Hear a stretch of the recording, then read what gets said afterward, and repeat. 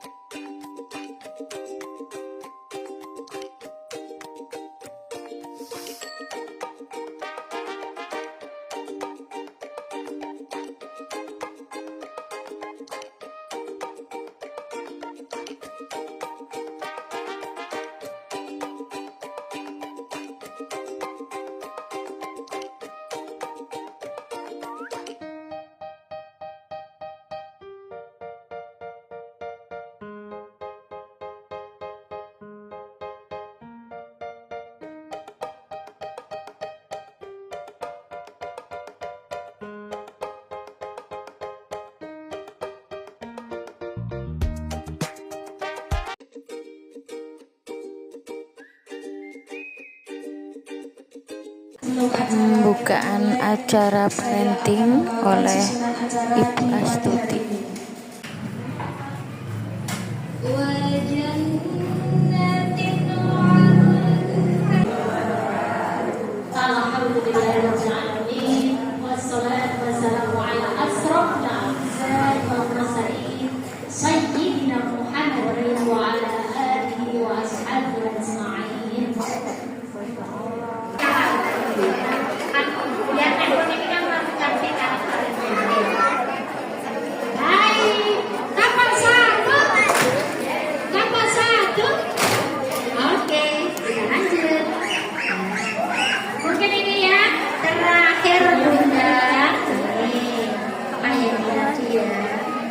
Oke, semua bisa lagi.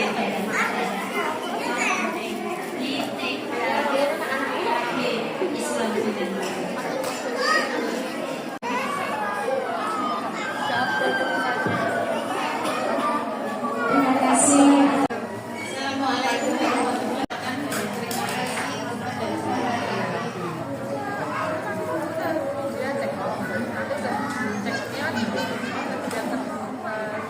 Tema kita hari ini parenting dan kesehatan mental gitu dan bapak gitu. Jadi parenting itu adalah tugas bapak dan ibu untuk mengisi. Dalam Al-Quran juga ada anaknya mau jadi Yahudi, Majusi, Nasrani tergantung orang tuanya kayak gitu gitu. Jadi saya mengambil bagian dari kesehatan mental gitu ya Bu ya. Karena parenting, mungkin ibu-ibu sudah pernah ikut parenting dimanapun gitu ya Bu ya. Oke, itu nggak masalah. Nah kalau ini saya kaitkan dengan kesehatan mental anak kayak gitu ya Bu ya. Jadi jenengan sudah sering memegang putra putrinya, pasti tahu anak ini kira-kira seperti apa perilakunya kayak gitu ya Bu ya. Nah mengapa penting kesehatan mental anak itu Bu? Pertama biar kualitas hidupnya baik kayak gitu. Nah kalau kesehatan mentalnya baik, kualitas hidupnya baik, akan mempengaruhi apa Bu? Perkembangan anak baik. Nah kalau ngapunten, kalau jenengan kualitas hidupnya nggak baik, anak-anak pasti akan terasa juga dan perkembangannya akan terganggu juga kayak gitu ya Bu ya. Dan bapak juga gitu. Kemudian salah satu cirinya adalah tadi perkembangannya baik. Yang kedua perilaku tidak mengganggu. Jadi kalau di sini ibu dan bapak melihat putra putrinya ada perilaku mengganggu mboten? Ada mboten? Nggak apa-apa. Kalau ada juga nggak apa-apa. Begitu ya Bu ya. Sebenarnya kan anak-anak itu wajar ya Bu ya. Tapi mungkin ada batasnya kayak gitu. Kalau tadi sehat mental itu cirinya seperti itu secara umum. Nah ini gangguan mental pada anak.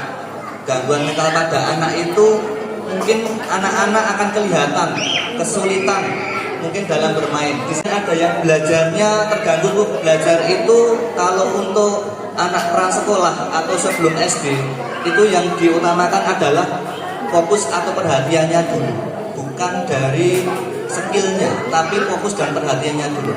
Kalau fokusnya udah baik, perhatiannya baik, kemungkinan belajarnya akan cepat juga kayak gitu ya Bu ya. Tapi kalau jenengan ngejarnya dia bisa baca tulis dulu, pasti nanti mungkin anak jadi tertekan, mungkin jadi malah ngambek, malah jadi nggak mau belajar kayak gitu ya.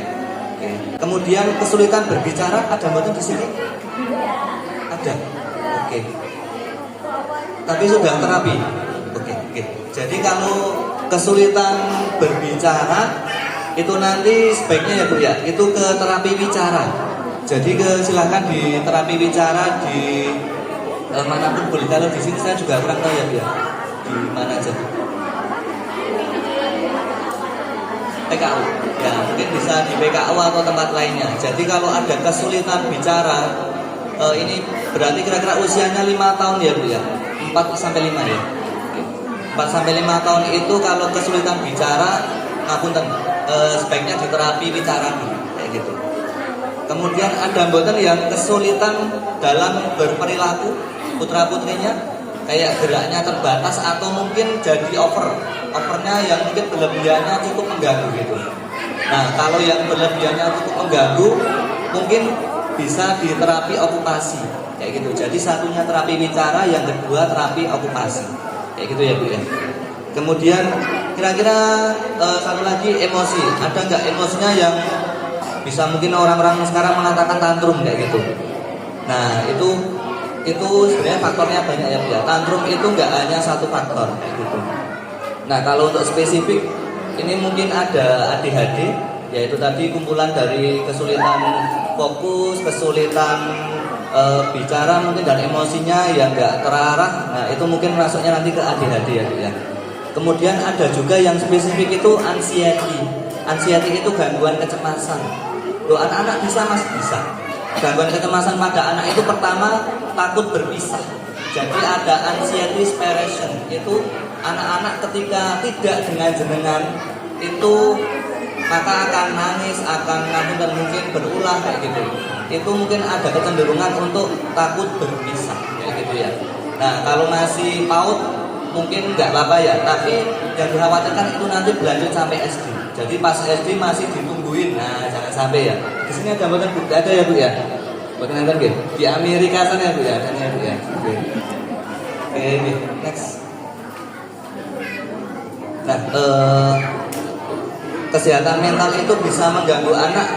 Pertama mengganggu perkembangan. Jadi kalau ibu pernah mendengar perkembangan anak ada apa aja? Ada motorik halus, motorik kasar, bahasa, sosial, ya. Kemudian kognisi, emosi gitu gitu. Nah itu mungkin bisa mengganggu seperti itu. Kemudian kalau dari kecil nggak ditangani bisa berlanjut sampai dewasa. Mungkin SD sudah mulai kelihatan, apalagi nanti pas dewasa. Pas dewasa mungkin kena gangguan kesehatan mental lainnya, gitu ya. Jadi ini mungkin bagian dari parenting. Biar anak-anak Bapak Ibu sekalian tetap sehat. Pertama identifikasi dulu. Tadi mungkin identifikasinya dari ciri-ciri tadi.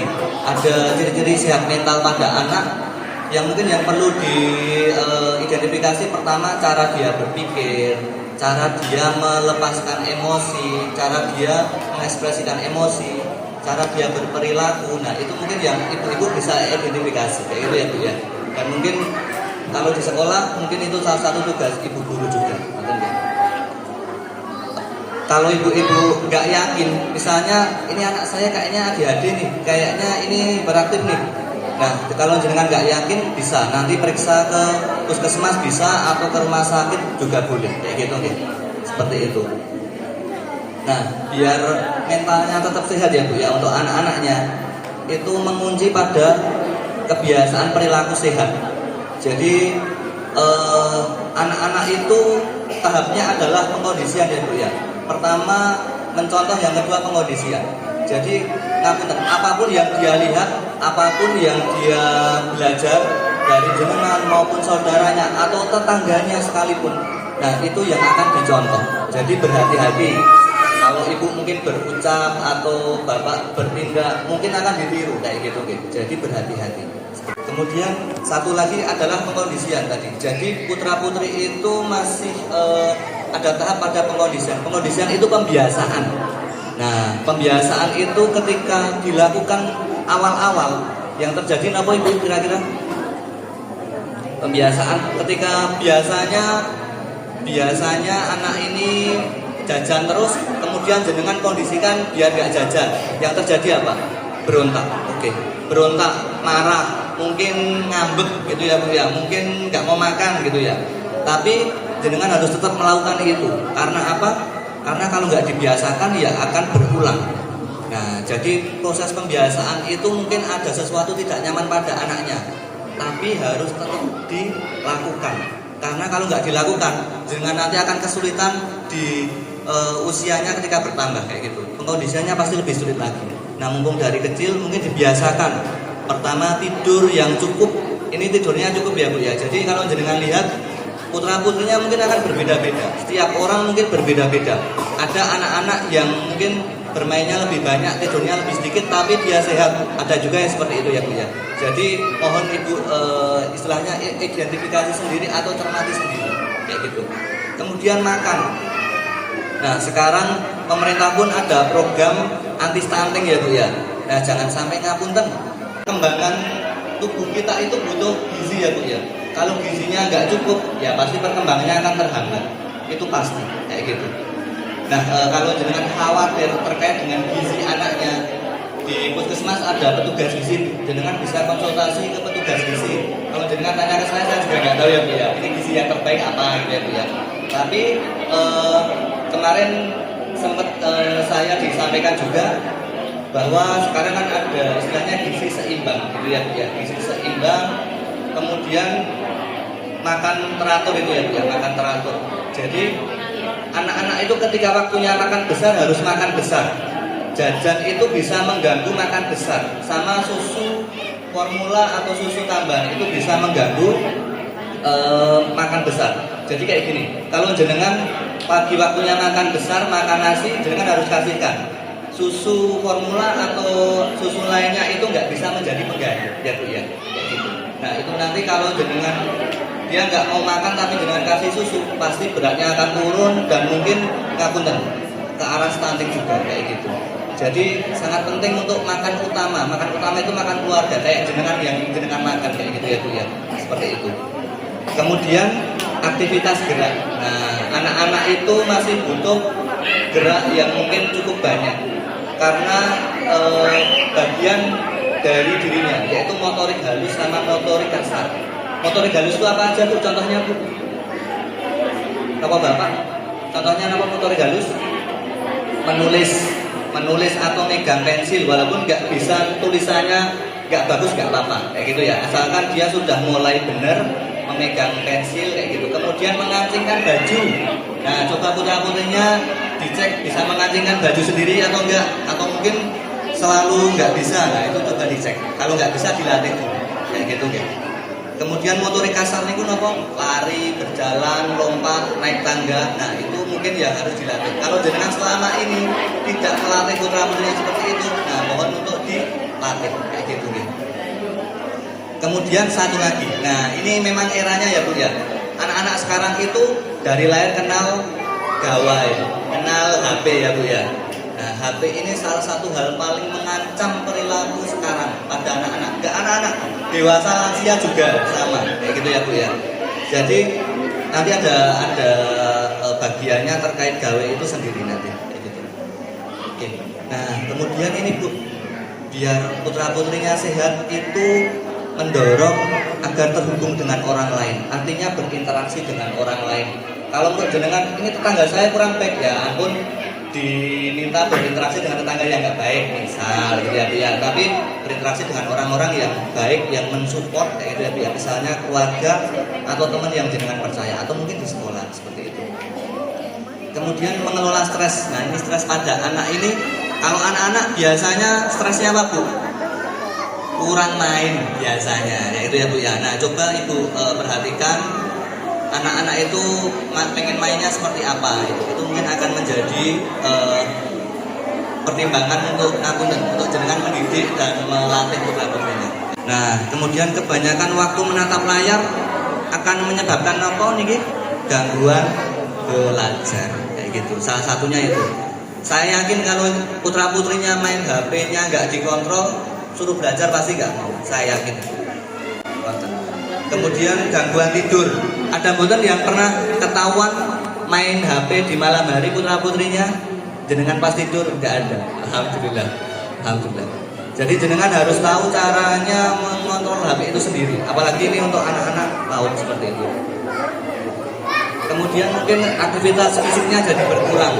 Nah kalau main HP terus pasti yang dilihat HP terus. Jadi dia nggak jadi lari-lari, nggak lompat-lompat, nggak jalan-jalan gitu ya Bu ya. Itu akan mengganggu motoriknya kayak gitu. Kemudian terlalu lama menatap handphone yang terjadi apa tuh?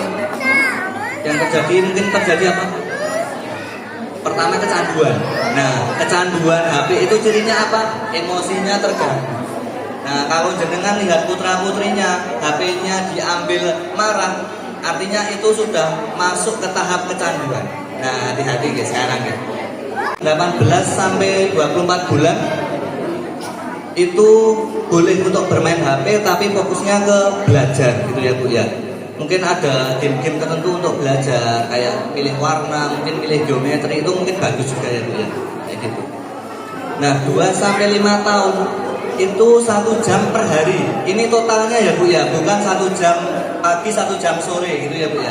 Tapi 1 jam itu full sehari. 3 jam untuk akhir pekan, mungkin Sabtu Minggu boleh sampai 3 jam. Kemudian untuk lebih dari 6 tahun ya tetap sama, nanti tetap diberi batasan. Jangan sampai HP itu nggak diberi batasan. Nah itu nanti takutnya mengganggu perkembangan lainnya. Ngapunten Bu, saya berkali-kali di puskesmas, saya berkali-kali menemui pasien. Orang-orang yang bermasalah itu sumber utamanya adalah keluarga. Jadi kalau keluarganya, ngapunten, keluarganya nggak harmonis, nggak baik, itu ada kemungkinan anggota keluarganya terganggu kesehatan mentalnya, kayak gitu. Itu sering saya temui di puskesmas, entah keluarganya yang mungkin berperilaku nggak sesuai, salah memperlakukan, kayak gitu.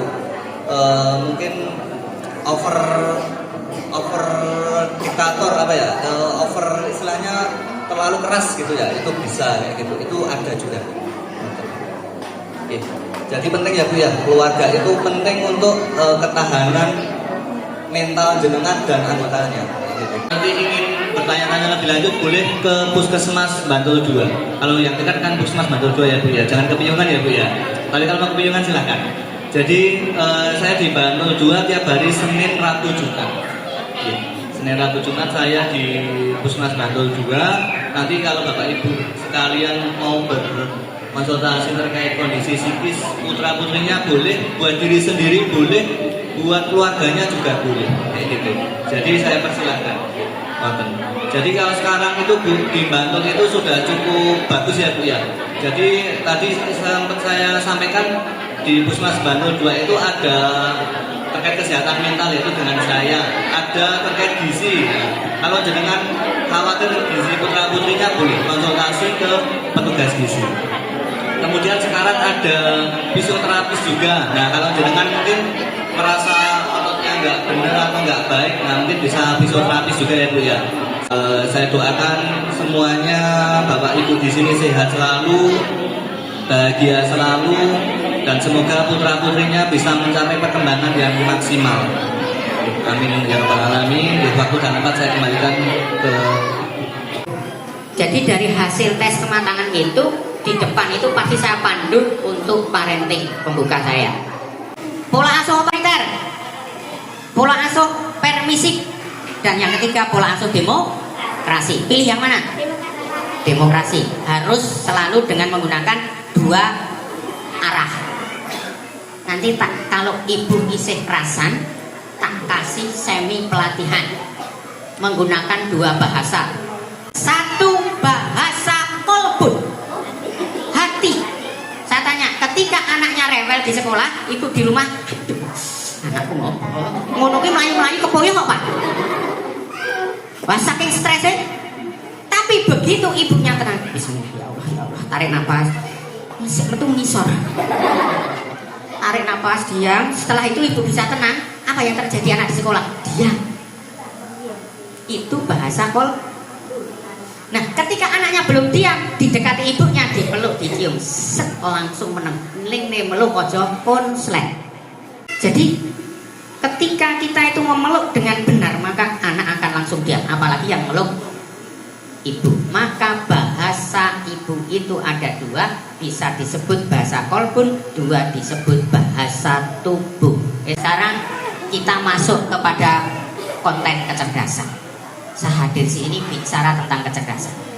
Bagi yang anaknya bedah sesar dan prematur, satu, susunya jangan melebihi 1 gelas. 1 gelas saja. Yang kedua, benar-benar tidak boleh makan coklat. Hobi kan? Coklatnya hobi toh? Nah, hilangkan. Karena apa? Susu sama coklat itu kalorinya jauh lebih tinggi coklatnya.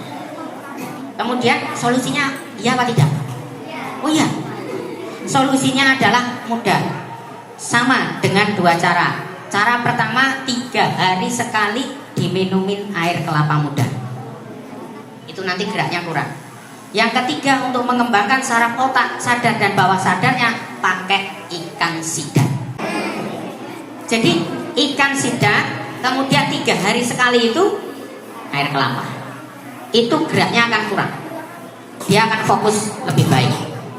Iya Pak, fokusnya tidak bagus, tapi luar biasa. Apakah ini masuk dalam taraf kecerdasan? Ya.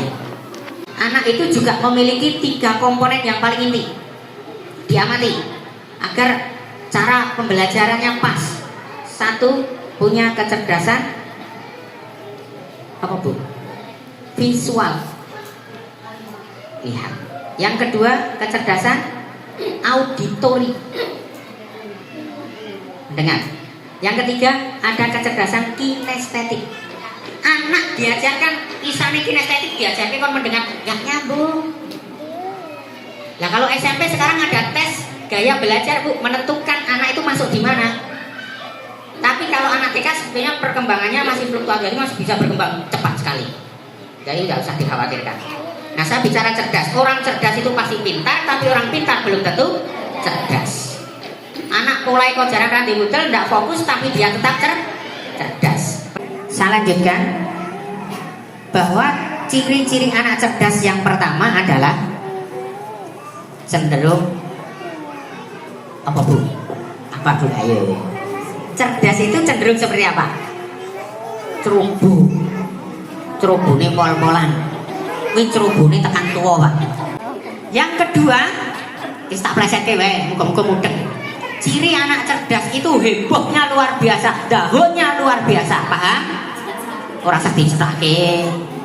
Syaratnya kudu kuwi. Cuma karena orang tua tidak tanggap, hanya bisa mengatakan mula centah hutan. Yang ketiga, ciri cerdas itu cenderung ngeyelnya luar biasa. Cocok?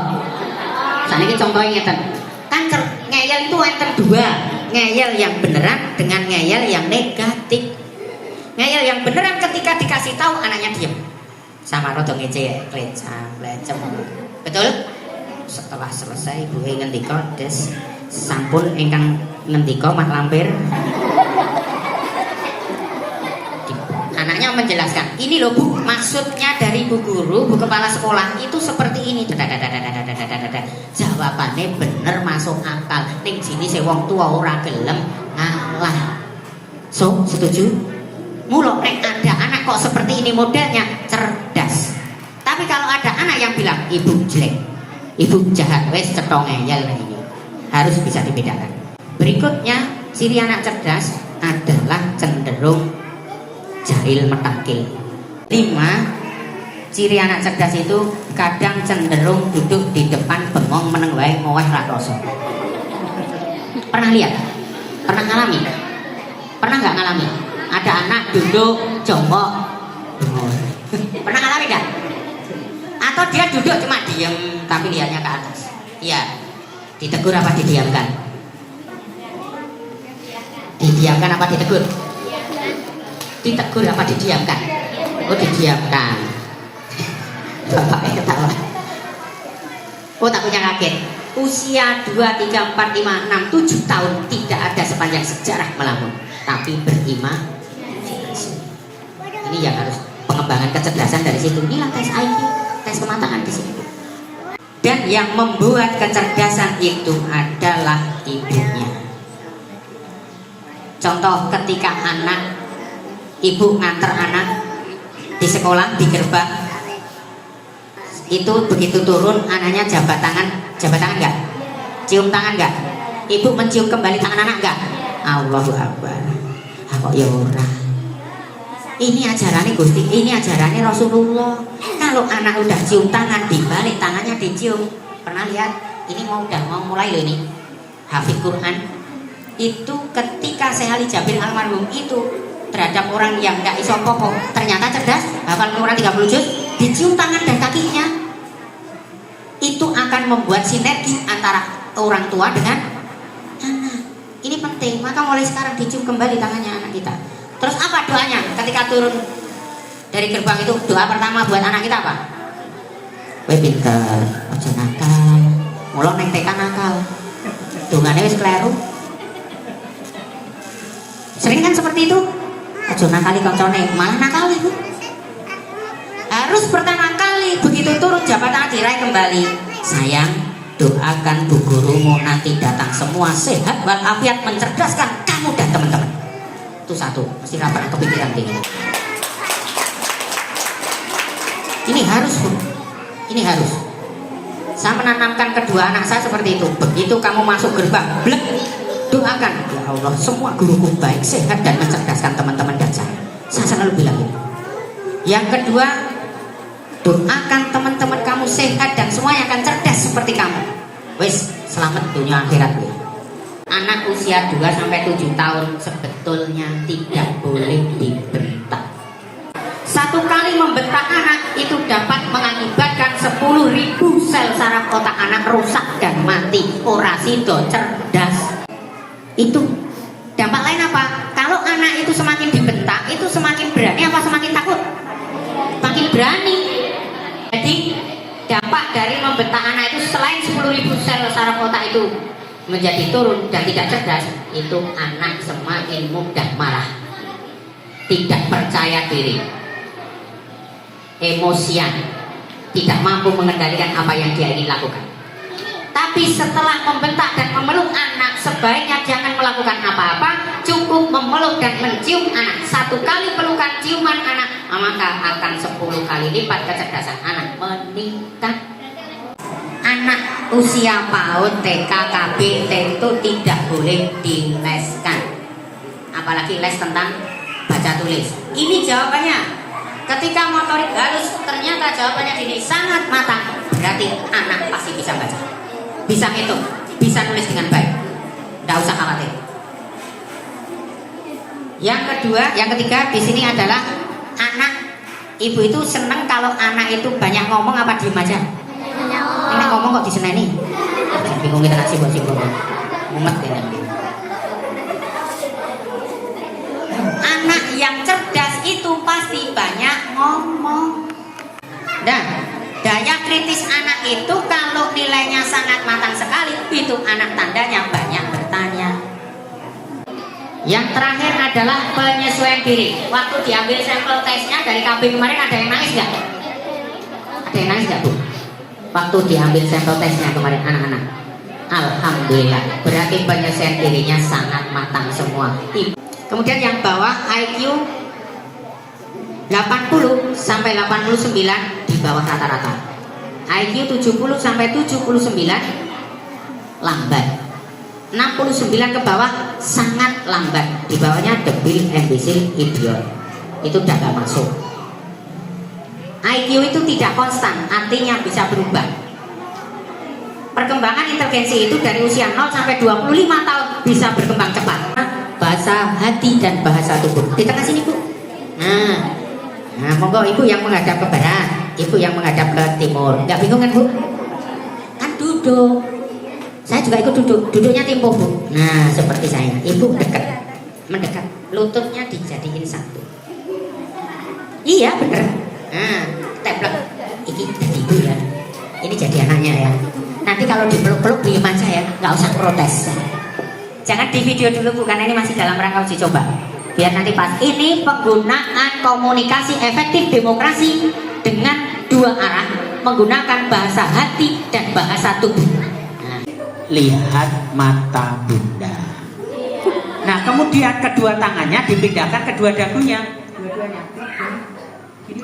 Nah, ya, yang kedua, yang ketiga, Bunda mau bicara. Pegang telinga kiri kanannya. Dipegang ujungnya ini, ujung sini kiri kanan. Karena ini adalah letak saraf kecerdasan dan membuat anak bisa lebih nurut.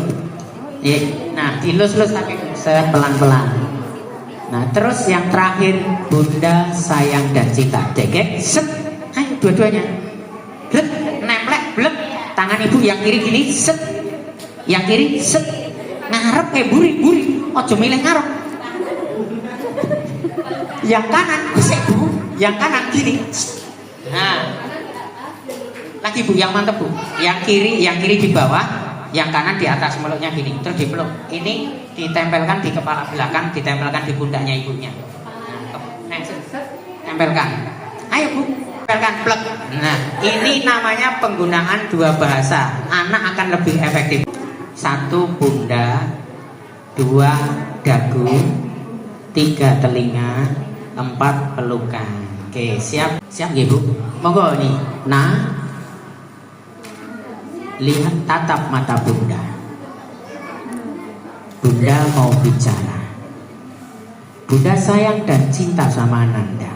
Ayo cuma berdiri. Peluk, ibu juga ikut meluk.